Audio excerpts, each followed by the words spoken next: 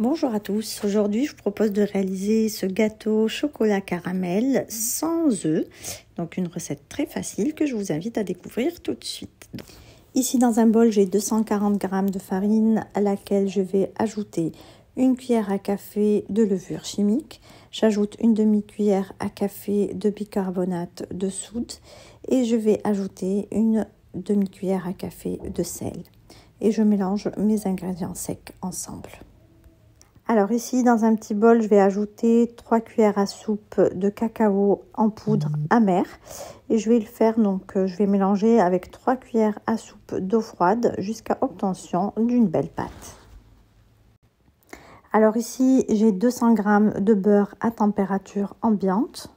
Je vais ajouter 180 g de sucre. Et je travaille bien les deux ingrédients ensemble au batteur jusqu'à obtention d'un beurre pommade. J'ajoute 100 g de yaourt nature et je vais ajouter également une cuillère à café de vanille liquide et je fouette à nouveau le tout ensemble. Alors, je vais ajouter là mon mélange donc farine.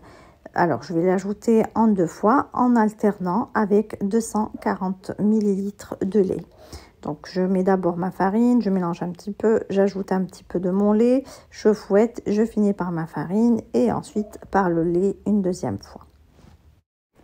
Ensuite, je vais diviser ma pâte en 2 parties. Alors, dans la première partie, je vais venir ajouter 3 cuillères à soupe de caramel au beurre salé et je mélange bien les deux ingrédients ensemble. Et dans la deuxième partie, je vais venir ajouter mon cacao que j'avais mélangé préalablement avec de l'eau pour en faire une pâte. Et je mélange le tout jusqu'à obtention d'une belle pâte chocolatée. Ensuite, donc, je vais récupérer mon moule. Donc, vous pouvez prendre un moule identique ou tout simplement un moule à cake que j'avais donc graissé préalablement.